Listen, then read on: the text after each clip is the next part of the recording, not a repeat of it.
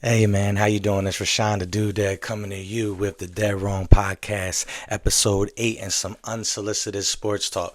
Listen, man, yesterday was a crazy day in the NFL. Well, let's get into it. First things first, man. I was watching the New York Jets go against the Jaguars. They had Mac Jones in instead of Trevor Lawrence, and he had that offense humming from the beginning. It looked good. It looked like the guy that we were supposed to get in New England fresh out of college. But then his old ways caught up to him. So, yeah, that's that. But I really want to touch on the New York Jets and Aaron Rodgers and Devontae Adams and the connection that they have, man. Devontae Adams looked like the guy that we all know for him to be when he's on a good team and has a good quarterback. Him and Aaron Rodgers were connecting, and they got that chemistry, sort of like a Patrick Mahomes and Travis Kelce going on. But man, he was a beast.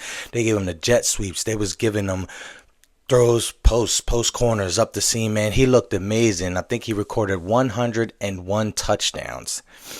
So credit to him, man, and just the game that they put on. The defense looked good. It's a shame that they're doing all of this and what is really a losing effort because they're not in playoff contention. So I don't know if it's necessarily just for them to showcase what they have for the brass and the owners to see if this is this the same way that they want to keep on navigating for next year if they bring in a new head coach, a new GM, and get some draft picks and possibly keep Aaron Rodgers around. I'm sure anybody would want to have Devontae Adams on it and see if Devontae Adams actually wants to stay.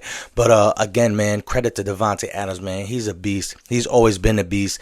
He just left Green Bay and fell into some bad situations, and they're just compounded over and over. And we seen what he's made of. You know what I mean? He gives me DeAndre Hopkins-esque hands and mobility, and he goes and gets the ball. He's going to get those 50-50. He's going to make sure he gets his toes in bounds and control the ball before he goes out, man. So credit to him. Credit to the New York Jets, man. They look good. They look like the team that everyone expected them to be 2 years ago when Aaron Rodgers signed with them. They look good right now. Defense got to step up a little bit, but overall, doesn't matter how much defense you got if your offense isn't putting up any points. And yesterday, even on the scrambles, Aaron Rodgers was looking good. He looked like an older man. I don't want to say an old man. He looked like an older man when he was scampering, but he was getting those first downs. He was scrambling out of the pocket, making plays, extending plays, and still keeping his eyes downfield and just looking like the Aaron Rodgers of old. And I'm actually glad that he did because he made some bizarre comments on the Pat McAfee show and talking about personalities in the media industry and people talking about him and making asinine comments and it just caused a lot of stir amongst media members, well-known media members at certain outlets and stuff like that. So he better have, and he did. We know what Aaron Rodgers is capable of doing. He just hasn't been doing it, and we don't really know what it is or which way or trajectory he is his career is going or where he's going to end up. Does he stay in New York or does he go to a better situation if there is a better situation out there? But on to the next one, man. How about the Dolphins and Texans? The Dolphins, man. I'm sure Tyreek Hill is beside himself while he sees his old team keep winning championships, and he went to go get that bag, which I don't blame him for it. But at the same time, do you want to win along with getting a bag, or was the having more millions added to your contract worth winning? Because between Tua getting the concussions and having to shake up the quarterback room because Tua's being concussed or has been concussed so many times, and then the wide receivers, it almost seems like they're not able to create space. And I don't know if that's by design because Tua Tagovailoa doesn't really have a deep ball, so to speak, and so he has to run. Or they got to run crossing routes in order to get the ball to their playmakers. And when somebody is covering them pretty well, it doesn't seem like they're able to create space or the defense plays the cover two, taking away the deep ball and the explosive plays, and they just rally to the ball and get the tackles. So I don't really know what's going on in Miami and where do they go from here? Yeah, where do they go from here? Is Tua, they just paid Tua like a franchise QB, and I don't want to take anything from Tua because he is good, he's accurate, he doesn't really have the arm strength, so to speak, but he's definitely accurate. I think he needs to work on protecting himself and work on scrambling and being a mobile quarterback. Like that's something that's got to be a necessity. Like you got to think to yourself, all right, how can I protect myself? Well, if I could run away from these guys, if I can make some moves, if I can make some people miss and extend the play, still keep my eyes downfield, then I can be better. I can get better. You can't be complacent in anything, in life, at a job, in sports, whatever. So I think he's got to go back to the drawing table and just sharpen his craft, be better at his craft, so to speak. So yeah, Texans win. They're 9-5. I don't know what I make of the Texans. You know, CJ Stroud, he came out looking amazing his rookie season last year, and this year it just hasn't seemed. He doesn't look as crisp. Some games he's very accurate. He's always accurate. Let me say that. I feel as if one, he doesn't have a line that gives him the time to let plays develop, and so like you always seen him getting up off of the ground because he got sacked, or having to throw the ball away because he's being hurried, or possibly an interception because the guys are getting to him so fast. And you would think that in an organization, in any organization, not just this one in particular, it's like, yo, you seen what he's capable of doing last year. Why are you not trying to surround him with a line and with the type of playmakers that would enable him to be better? Give him some more time to get the ball out of his hands, because he already has the accuracy. He already has the computation and able to read the defense and process every situation that he sees out there. But it's just like, it doesn't matter how fast you can compute things in your brain, how fast you can go through your progressions. If you're in the motion of winding and throwing the ball, bro, you can't get anything done. You can't throw the ball. People are slapping the ball, hitting your arms, fumble, sack, this, that. You can't get anything done when them people up front are not blocking for you. And this is not just his situation. This seems like a plague across the entire NFL this year. I was watching the games and I'm like, man, if you look at when Joe Burrow was going against the Dallas Cowboys, man, he's running for his life and he's still dropping dimes to Jamar Chase and T. Higgins. It's just like, man, you guys are getting paid big bucks, because them linemen, they get paid, bro. You getting paid. You got to be able to pass protect on some level. Give your guys some type of time. And it seems like every time they do get time, it's a hold. The only reason why he had time is because the defender was being held. So, you know, man, everybody got to be working on their crafts. But I don't know what to make of the Texans, especially going into the playoffs. Are they even going to make the playoffs? If they do make the playoffs, will they be able to make a run? Because you got a couple of juggernauts in the AFC. So, speaking of juggernauts, how about them Buffalo Bills? They look good. Another juggernaut, the Baltimore Ravens. They beat the Giants. I don't know, man. The Ravens were a favorite to win the Super Bowl, one of the favorites to win the Super Bowl in the AFC this year.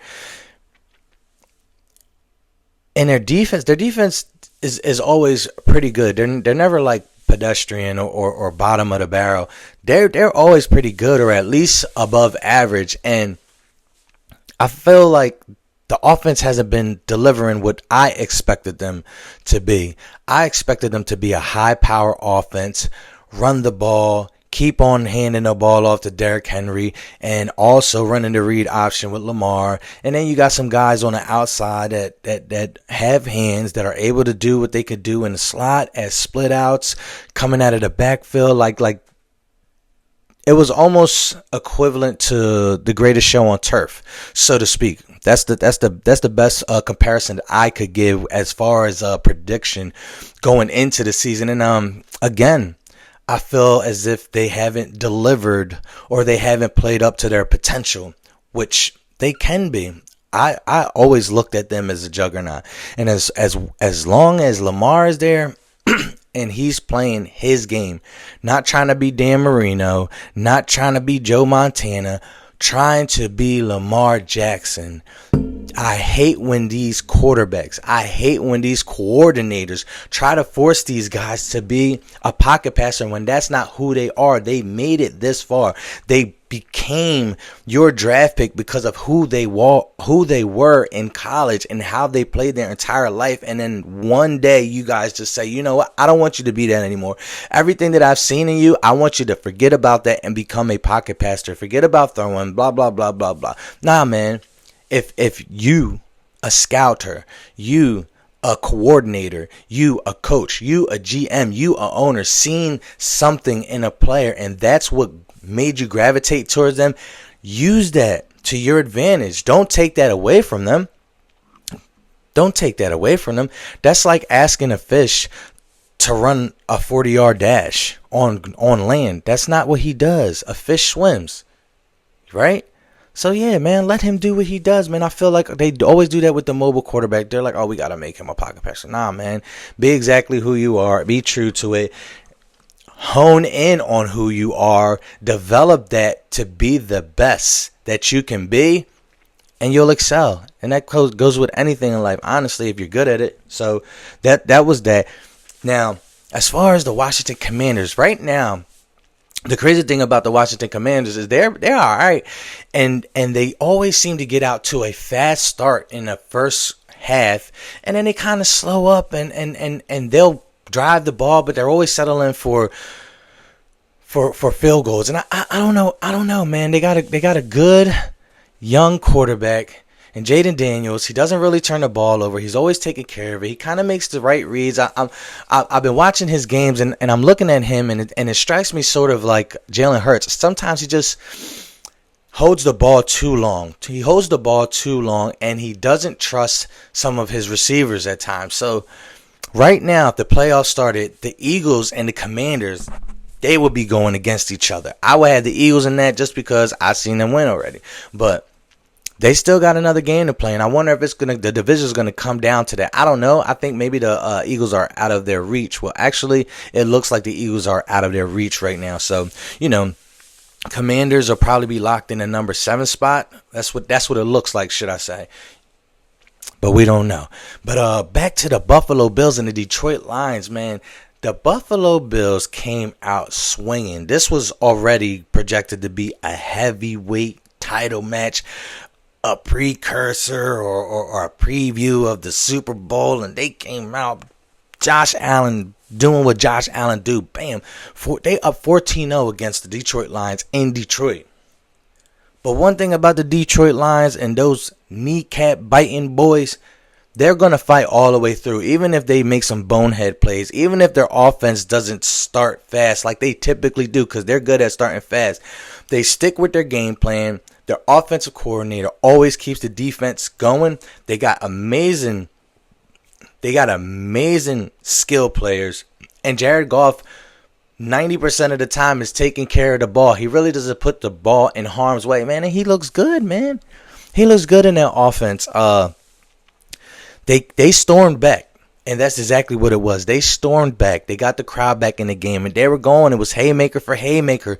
But that guy, Josh Allen, the farmer's boy, man, he put that Superman cape on. He took the glasses off. And he carried that team into Detroit and got the win. I think last night, and even though he lost to the Rams, remember, they were down about like 24-3 against the Rams. And they stormed back and they lost by 1 field goal. It was 45-42. And this week they put up another 40-burger. Last night, in my opinion, solidified the fact that he is this year's MVP. And that's not to take anything from Saquon. But the difference between Saquon and Josh Allen is that Josh Allen can call his own number. He touches the ball every single play.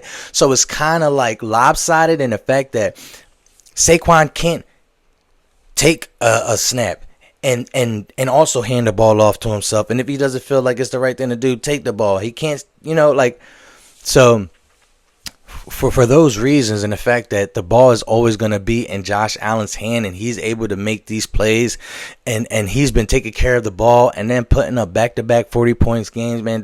He's the MVP, man. I'm sorry for all of y'all out there, especially the Eagles fans, because I really think it was just Josh Allen and Saquon.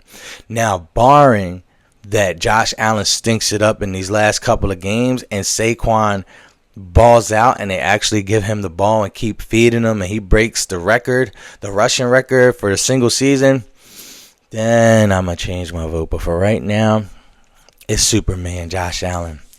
That boy's a beast, man. That boy's corn-fed, farmer's son, 100% American. You know what I mean? Like, but he got that team going. And I'll say it once and I'll say it again. If they could beat the Kansas City Chiefs, you can't keep it close, because we know sometimes it seems as if they got some extra players and some striped shirts out there.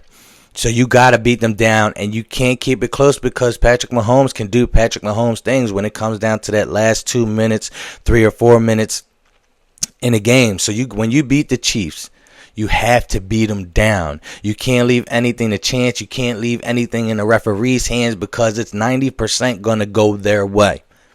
The ball's always rolling their way. So I think they beat the Chiefs. That's their competition. They beat the Chiefs, they're going to go to the Super Bowl. Yeah. So anyway, let's talk about the real meat and potatoes of today. Fly, Eagles, fly on the way to victory.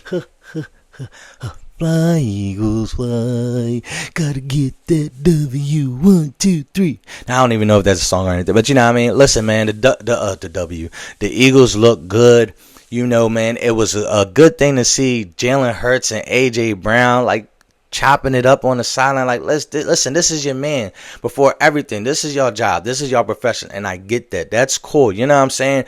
People going to have problems at job. But at the end of the day, in the real world, this is your man. If you got a problem with your man, you pull him aside and address him like a man. And let him know, yo, listen, man, you got to see. Like, listen, look, we could watch the film together, man. Look at me. I'm open. I'm the number one option. Trust me. Put it up there. I'm going to go get it. Until I prove you wrong, trust me, so I can go get it. So in the beginning of that game, man, credit to Kellen Moore, the offensive game plan.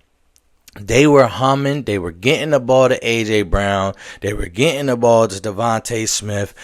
Saquon was a little bottled up. And I think he might have, like got a little banged up. But other than that, man, what I want to say is that, man, the passing game looked good. Jalen was getting rid of the ball like in 2.1 seconds. And that was in the first half. And he was balling. They went up fast. And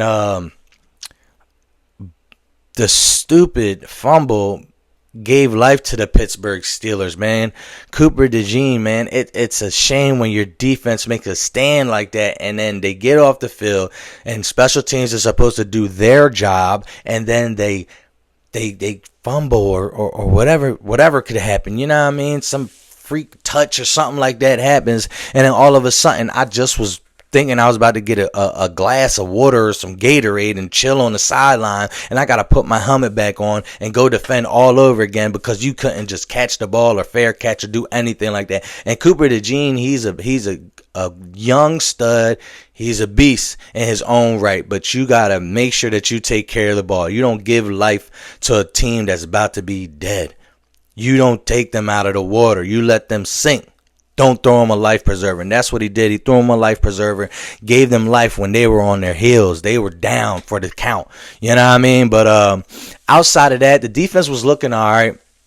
Defense was looking all right, man. And the offense, unfortunately, in the second half, which is actually flipped from what they usually do. They usually start slow, and then in the second half, they take over and run the ball and put up points. But it was like the opposite. They were scoring in the first half, and then in the second half, they were just kind of pedestrian, just taking care of the ball, but not really doing anything. The offensive line, again, was not giving Jalen enough time to get rid of the ball, and he was holding the ball all over again. Too long. Tom Brady kept saying it on a live broadcast. He's like, yeah, he's holding the ball too long. He's got to get rid of that. He's got to be decisive. He's got to give his wide receivers a chance. And I'm in agreement with that. I mean, what can I say? It's a freaking Tom Brady. You know, he's only the greatest of his time. You know what I mean? But you got to get rid of the ball, Jalen. You got to do what you got to do. You got to trust your receivers. I like that you were throwing the ball into the hashes, but at the same time, when you get those one-on-one matchups and you can put the ball up there, go for it. Trust your guy. Come down with the ball. Trust Devontae Smith. He can do it. Trust A.J. Brown. He can do it. But you got to not be scared. You can't be timid. You got to have that killer instinct, that Mamba mentality. You put the ball up there and trust your guy to go get it. And until they prove you wrong, you expect them to be right. So you got to do better. You got to finish the game strong. I will say that the Pittsburgh Steelers, they were in this game. Russell was playing pretty good for a young old man. He was playing good, and the defense was standing up for the most part in the second half. But the turning point was when Najee Harris fumbled the ball. They just had an explosive play, gained about 31 yards. They're driving down the field. The score at that time was 13-20. So if they score a touchdown, they're tying things up. And as they're driving, nobody hit the ball. It wasn't a botch snap. It wasn't a bad toss. Russell Wilson pitched the ball to Najee Harris, and he just dropped it. And I believe that was the turning point in the game, man. Darius Slay recovered it, and at that point, they were just playing keep away with the Pittsburgh Steelers, and it was a successful game of keep away. So, shout out to the Eagles and doing their thing, man. One thing that I didn't like is what I saw on the sideline. Jalen Carter got that personal foul when he mugged the offensive lineman in the face. And thank God it was on the other side of the punt, because it would have gave the Steelers a first down. But they said it was after the punt, and so they just tagged it on to where they received the ball. The Eagles received the ball from. But my point being is the scrum that was on the sideline, Sirianni goes up to them and he's trying to check Jalen Carter. Not saying he can do that, you know what I mean? Just putting that out there. Jalen Carter's a big dude, so I don't think Nick want any type of problems like that. But you could read his mouth, meaning Jalen Carter's, and he was like, "Get the F out of here." As a coach of these men and young men, you have to be a leader of men. You have to check people. That's your job. You can't have them telling you what they're going to do and what they're not going to do and dictate to you and be disrespectful to you. You got to check them. You are the coach. You can sit them. You can put them on the bench. And I think right now, I don't know if this is just an isolated incident. If he's a young boy, you know, Jalen Carter's still a young kid. If he's just a young boy and he's wild like that and rowdy like that. But even if that's how you felt, you need to talk amongst one another. You don't do that for the cameras. This is a prime time game. Everybody on the planet is watching this freaking Eagle versus Steelers matchup, and you showing that type of disrespect for your leader. I think it's uncalled for. I think especially when you're in the wrong, you should be humble. You should, say, yo, that's my bad. I need to be better. I let these guys get under my skin or whatever, because I understand why the Steelers are mad. They're losing, but you're winning, man. You got to keep your cool. You don't breathe any life into that corpse when it's already laying out. Nah, man, you put them down. You keep them down and stomp them while they're down and beat the freaking brakes out of them, man. So, outside of that, the Eagles look pretty good. They just got to finish games, man. Finishing games is an art. Winning a game and completing it is an art. You can't just go up 20 points and think that the game is just you're gonna try not to lose the game. You got to continue to beat people down. So, Eagles, you're on the verge of getting the number 1 seed. The Lions fell, and now you got 2 losses. They've got 2 losses. The Minnesota Vikings got 2 losses. And the Detroit Lions and the Vikings have to play one another. And if the Bears so happen to beat the Vikings today, they got 3 losses. If the Eagles win out, they could be the number 1 seed. Then Detroit got to come into Philly and try to win the game. And you know what? If it's cold, I don't think they could beat them. So, man, that's just my analysis on that whole situation, man. I tell you one thing, though. I don't think anybody wants to see the Green Bay Packers or the Tampa Bay Buccaneers when it comes to these playoffs. Tampa Bay, when they're playing and firing on all cylinders, they're going to be a dangerous team. And so is the Green Bay Packers, as long as they can finish a game, because they seem to always start off hot and then kind of let everybody back in. They did that when they played the Detroit Lions last. They were ready to beat them down, and then it's just like, oh, yeah, we got this. And they end up losing. So playoff pictures is starting to shape up, man, and I'm very eager to see that, man. I'm really happy that the Eagles got it together. Hopefully they continue to fly high, fly, eagle, fly. And hey, man, this is Rashawn the Dude Dad coming to you with some unsolicited sports talk and the DeadRong podcast, episode 8. Like, comment, subscribe.